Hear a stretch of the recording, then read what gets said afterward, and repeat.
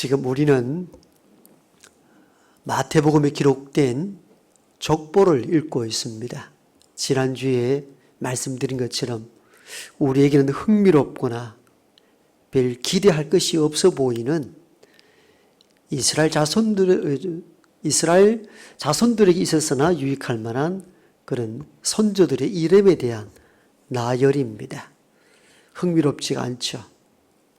그리고 지루할 뿐입니다. 그러나 유대인들에게는 이 족보가 단순한 선조들의 이름의 나열이 아닙니다. 이 족보는 그들이 힘들고 어려울 때에 그들을 버티게 하게 한 정신적인 힘이었습니다. BC 586년에 바빌론에 의해서 멸망을 당한 이후에 지속된 제국의 지배 아래에 있어서도 끝내 흔들리지 않고 믿음을 유지하고 견딜 수 있었던 근거는 물론 하나님께서 그들을 붙잡아 주셨지만도 선조들의 이름을 보면서 이런 분들은 이렇게 인생을 살았고 이런 분들은 이런 가운데 믿음 가운데 살았구나. 이런 것들을 붙잡고 그 험난한 세월들을 견디었던 것입니다. 믿음의 조상 아브라함의 이름을 통해서는 하나님께서 아브라함에게 하셨던 약속을 기억하게 되는 거죠.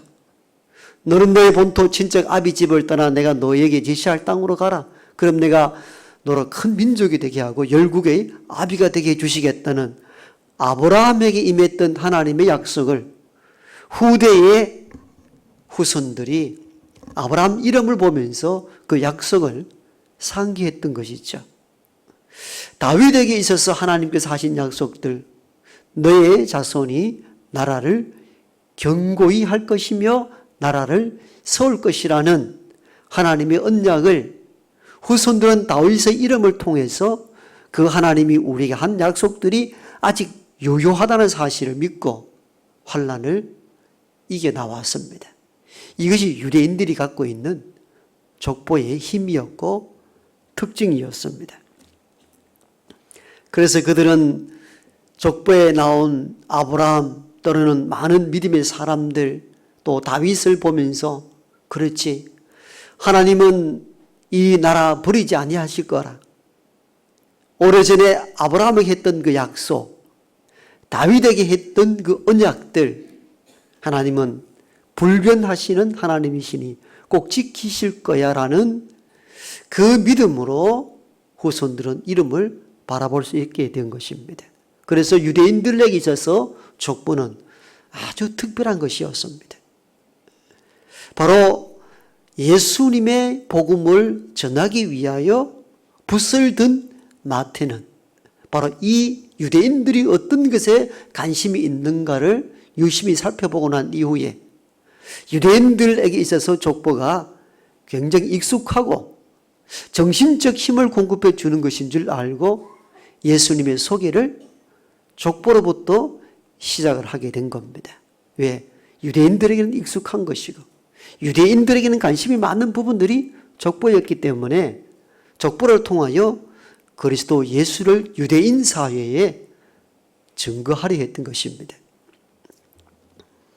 따라서 유대인들은 이 복음서를 접했을 때에 아주 우리와 다르게 친숙하게 받아들였을 것입니다. 아니, 예수 그리스도가 나사렛 청년 예수가 우리 아브라함의 후손이라고? 우리 혈통이란 말인가? 여기에 어떤 연대감과 어떤 공통된 특징을 통하여 예수 그리스도를 기대하게 만드는 장치가 저자 마태의 의도였습니다. 이렇게 접근하는 것이죠. 여러분, 우리가 흥미로운 부분들, 우리가 귀 기울여 들을 만한 내용들을 이야기할 때에 사람들은 귀를 쫑긋합니다. 그게 이야기의 시작입니다. 그렇게 이야기해야 사람들은 귀를 기울이고 눈을 뜨고 가슴을 열고 보게 되는 것이죠. 그래서 저자 마태는 예수님을 어떻게 소개할까 착안하다가 바로 족보로부터 시작을 했던 의도가 바로 거기에 있었습니다. 유대인들은 아브라함과 다윗의 자손 예수 그리스도의 계보라는 이 첫 구절을 딱 떠올리면서 아니, 예수가 우리의 조상 아브라함과 다윗의 자손이라고 그러면서 흥미를 끌게 되고 이 책을 읽게 되게 만드는 것이죠. 그러면서 마태는 의도한 것이 있죠. 아브라함에게 했던 약속, 다윗에게 했던 언약들이 그리스도 예수에 와서 완성될 것이라는 메시지를 1장 1절에서 선언적으로 선포해 버리는 것입니다. 그냥 아브라함과 다윗 그냥 쭉 내려오지 않고, 여러분 원래 족보는 어떻습니까? 2절부터 시작이겠죠. 아브라함이 이삭을 낳고, 이삭이 야곱을 낳고, 야곱이 유다를 낳고, 이게 족보의 흐름인데 1장 1절은 이걸 건너뛰고 선언을 하는 거죠. 아브라함과 다윗의 자손 예수 그리스도의 세계라. 처음에 약속의 시작은 아브라함으로부터 시작이 되었지만도 이 하나님이 언약했던 약속의 결말은 그리스도의 예수에 와서 완성될 것이라는 메시지가 1장 1절에 다 묶여 있습니다. 그리고는 이제 2절부터는 실제적인 족보를 풀어가는 것이죠. 그래서 우리는 지난주에 1장 1절이 갖는 의미가 얼마나 큰 것인가를 우리가 함께 하나님 말씀을 경청하게 된 것이죠. 믿음의 조상 아브라함과 다윗에게 했던 약속들이 그리스도 예수에게 와서 성취될 것이라는 것. 그것이 1장 1절에 주셨던 핵심적인 주제고 메시지입니다. 그렇습니다. 하나님은 아브라함에게 임했던 약속, 다윗에게 했던 언약들이 그리스도 예수에게 와서 성취가 되었습니다. 그분이 이 땅에 오셔서 우리 위해 죽으시고 다시 부활하심으로 말미암아 하나님의 언약이 그리스도 예수 안에서 성취가 된 것입니다. 누구든지 그리스도 예수를 통하여 다 구원에 이르고 새로운 나라에 들어갈 수 있기 때문에 예수 그리스도가 모든 것을 성취했던 것입니다. 그 다음 오늘 우리는 1장 2절을 읽었습니다. 1장 2절은 본격적인 족보의 시작입니다. 아브라함이 이삭을 낳고 이삭은 야곱을 낳고 야곱은 유다와 그의 형제를 낳았다는 것이 오늘 우리가 읽었던 1장 2절의 메시지입니다. 여러분 1장 1절은 우리가 그렇게 지난주에 말씀을 들었는데 1장 2절은 뭘 말하는가? 이거 갖고 뭘 풀어헤칠 것인가? 고민됩니까? 뭐 어떻다는 겁니까? 뭐 이상한 점이 있습니까? 아니면 여러분 1장 2절을 읽다가 어떤 생각을 해본 적이 있으십니까? 아니면 그냥 족보의 흐름상 쭉 내려가 읽었습니까? 1장 2절도 주목해야 될 구절입니다. 뭔가 이상한 느낌을 받았다면 여러분은 이미 힌트를 얻은 것입니다. 어떤 부분이 이상합니까? 유대인의 족보는 혈통적으로 장자 중심으로 내려옵니다. 여러분 창세기 5장이나 6장 족보를 쭉 훑어보거나 역대사, 역대하, 이스라엘 역사서에 기록된 모든 족보는 혈통적으로 장자가 기록됩니다. 많은 자녀를 다 이름 넣을 수가 없잖아요. 그런 족보를 말한다면 이 성경책 한 권 가지고 다 기록이 되겠습니까? 간단하게 혈통적으로 장자 중심으로 족보가 내려오고 있죠. 그런데 1장 2절을 유심히 살펴보면 아주 엄밀하게 따지면 혈통적으로 장자가 다 아닙니다. 여러분 아브라함에게 혈통적으로 첫째 아들은 누굽니까? 이삭입니까? 이스마일입니다.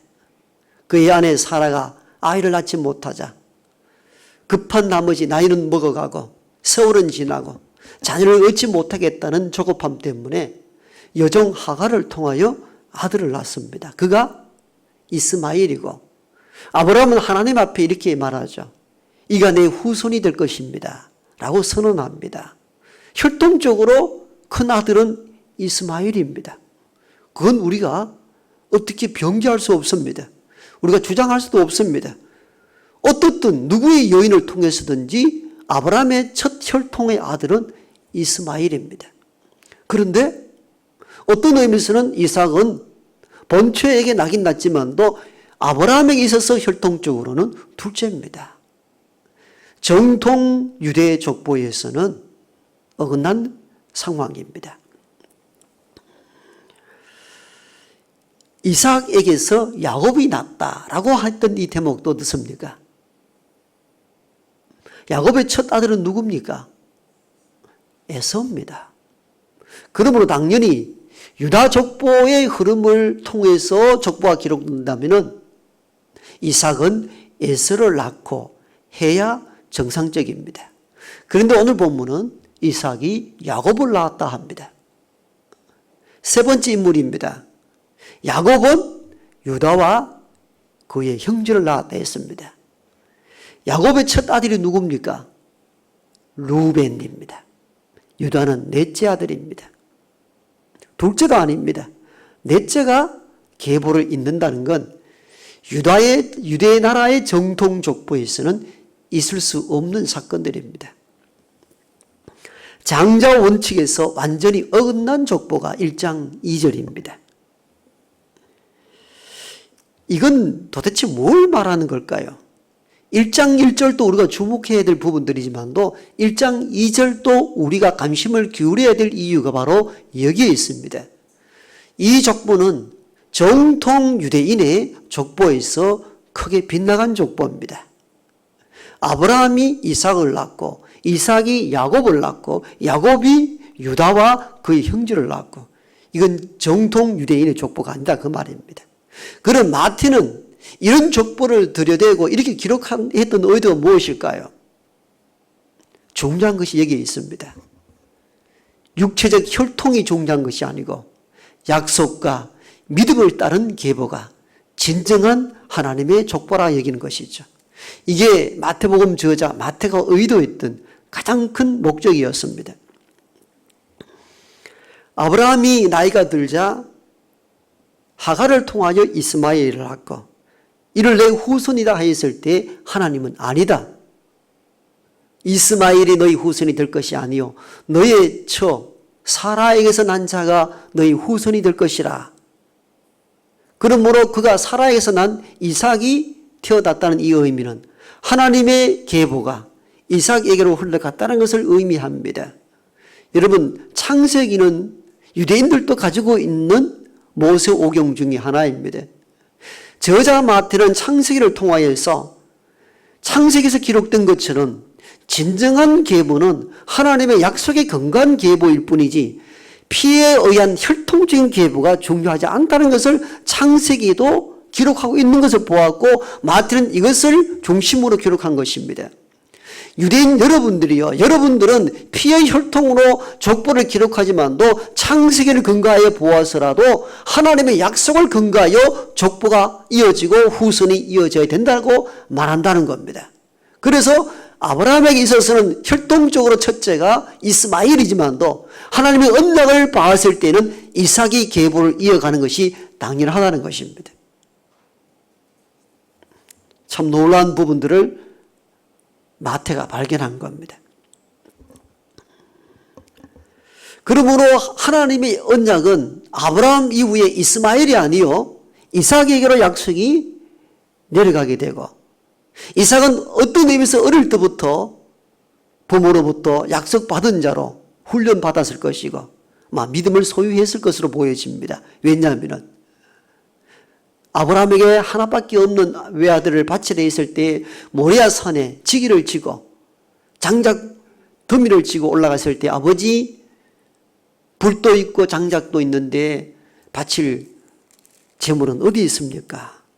물었을 때에 아들 이삭이 내가 곧 제물이 된다는 사실을 느끼고 알았을 것입니다. 그럼에도 불구하고 그는 끝내 순종합니다. 순종했다는 것은 믿음이 있다는 것을 의미합니다. 이삭은 약속을 받은 자로서 그 약속을 받고 믿음으로 환난을 견딘 믿음의 후손이었습니다. 여러분 그가 나이 40에 결혼하여 무려 60이 될 때까지 20년 세월 동안 자녀가 없었을 때에도 흔들리지 아니하고 여호와께 부르짖어 만 20년 만에 아들을 낳았습니다. 여러분, 그들이 바로 에서와 야곱입니다. 그래서 이삭은 끝내 하나님의 언약을 받고 믿음을 지켰던 믿음의 후손입니다. 이삭에게서 야곱이 낳았다 했는데 왜 첫째 아들 에서가 아니고 야곱입니까? 이 또한 야곱도 태중에 있을 때의 약속을 받은 자입니다. 큰 아들이 작은 자를 섬길 것이라면서 작은 아들 야곱 중심으로 언약이 흘러간다는 사실들을 창세기는 자세하게 기록하고 있습니다. 그래서 저자 마태는 야곱, 이삭에게서 에서가 아니요 이삭에게서 야곱이라 했던 의도가 바로 거기에 있었습니다. 물론 한때 약속의 유업을 잊어버리고 인간적인 계산으로 빨리 뭔가 이루려 했던 성급함 때문에 장자권과 축복권을 속이고 빼앗아왔던 인물이었지만도 그 고난의 세월을 통하여서 다시 한번 믿음으로 회복했던 인물이 야곱입니다. 야복 강변에서 하나님과 씨름했던 그 장면을 보면은 비로소 20년 세월을 지나고 난 이후에야 야곱이 비로소 하나님을 붙잡고 하나님을 의지했던 믿음의 사람인 것을 거기서 찾을 수가 있지요. 그래서 이삭에게 있어서의 첫 아들이 에서였지만도 이삭은 야곱을 낳았다며 그 믿음의 계보를 이어가는 야곱을 등장시킨 의도가 바로 거기에 있었습니다. 마지막 인물 야곱은 루벤 첫 아들이 아니요 유다를 낳았다는 것도 뭘 말합니까? 왜 둘째도 아니고 셋째, 넷째를 후계자로 삼고 믿음의 계보에 올렸는가 하는 거죠. 루벤은 아버지의 침상을 더럽힌 아들이었습니다. 아버지 후처를 범했죠. 유다는 어떻게 했습니까? 창세기 49장에 보면은 야곱이 임종 전에 모든 아들들을 불러놓고 하나하나 축복도 하고 평가도 합니다. 그런데 유다에게는 어떻게 합니까? 홀은 임금님의 지휘봉을 말하는 거죠. 홀이 유다에게로 향할 것이라 이렇게 약속의 축복을 합니다. 그래서 창세를 근거해 보면은 모든 마태가 봤을 때는 창세기를 오히려 읽고 봤을 때는 오히려 혈통적으로 첫째 아들의 계보로 노래간 것이 아니고 보니까 다 약속과 믿음의 유업을 따라 이어가더라는 것입니다. 그런데 지금 유대인들은 어떻습니까? 우리의 조상은 무조건 아브라함이라면서 피의 혈통만 중요하게 여기고 그것만 이어가는 거예요. 하나님의 약속을 붙잡는다든가 믿음의 계보를 이어갈 생각보다는 혈통적으로 누구의 혈통을 이어온 후손인가 이게 결정적인 단서로 제공하는데 마태는 그렇게 보질 않았던 거예요. 바로 중요한 계보는 하나님의 언약이 이어지고 그 언약을 붙잡고 믿음으로 살아온 것이 진정한 계보라는 것입니다. 이게 진정한 족보라는 것입니다. 그래서 1장 2절에서는 아브라함은 이삭을 낳고 이삭은 야곱을 낳고 야곱은 유다를 낳았다는 것을 선언적으로 선포했던 가장 큰 배경이 거기에 있었습니다. 이삭과 야곱과 유다의 공통점이 무엇입니까? 혈통적으로는 장자가 아니지만도 약속의 유혹을 받고 믿음을 지켰던 인물들을 의미합니다. 이게 공통점입니다. 혈통적으로는 장자가 아니었으나 하나님의 약속이 임하였고 그 약속의 말씀을 붙잡고 믿음으로 살아온 인물들, 이것이 이 세 사람의 공통된 특징이었고 복음서를 기록한 마태의 저자는 이 부분에 착안하여서 그리스도에게 오기까지 여러분들 혈통이다, 피의 흐름이다, 그게 중요한 것이 아니고 하나님의 약속이 임했는가, 그 약속을 붙잡고 끝내 믿음으로 살아왔는가, 이게 가장 중요한 단서가 된다는 거죠. 당시 혈통을 중요시 여겼던 유대인들에게 있어서는 굉장히 충격적인 족보였을 것입니다. 그들은 아시리아인들과 통혼하여 피가 섞였다 한 사마리아인들을 상대하지 않았잖아요. 혈통을 숭시 여겼습니다. 그런데 마태는 혈통보다 더 중요하게 여겨야 될 것이 있다는 겁니다. 그건 하나님의 약속과 그 약속을 붙잡고 믿음으로 견뎌왔는가를 정상계보로 보겠다는 것입니다. 여러분, 이게 얼마나 중요하고 얼마나 혁신적이고 얼마나 놀라운 일인지 모릅니다. 아마 이 복음서를 처음 접했던 유대인들에게 있어서는 굉장히 충격적이었을 것입니다.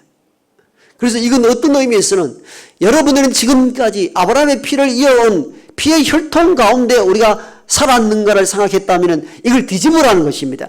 그것보다 더 중요한 것이 있다는 겁니다. 하나님의 약속을 붙잡고 믿음으로 견뎌온 것이 더 큰 믿음의 계보, 이게 더 중요하다는 것이죠. 사실은 이게 더 중요합니다. 우리 속에도 알게 모르게 혈통을 중요시 여기는 것들이 아직 잔존해 있습니다. 우리는 믿음의 4대 기독교 집안이다. 우리 고조 할아버지는 목사이셨다. 그런데 지금 여러분 믿음은 어떻습니까? 이 질문하라는 것입니다. 기독교 전통의 집안에 자라서 믿음 가운데 살아온 것도 중요하죠. 그런 문화 속에 산 것도. 그러나 결코 그것이 현재의 자랑이 되어서는 안 됩니다. 오늘 우리가 중요하게 얘기해야 될 부분들은 피의 혈통이 아니라 믿음을 계속 이어가고 있는가를 중요시 여겨야 합니다. 이게 1장 2절에서 진짜 주고 싶어 했던 핵심적인 메시지였습니다. 오늘 우리의 주변을 바라보면은 기독교 3대, 4대 집안이라 말하면서도 현실을 살아가는 4대 후손들을 보면은 참된 믿음 가운데서 이탈한 많은 이들을 바라보게 됩니다. 그러면서 그들은 그렇게 자랑합니다. 우리는 4대 기독교 집안, 5대 집안이었다고. 물론 그런 흐름과 전통을 이어가는 것은 매우 유익하고 좋은 일이지만도 지금 당대에 내가 어떤 상태에 놓여 있는가를 점검하셔야 됩니다.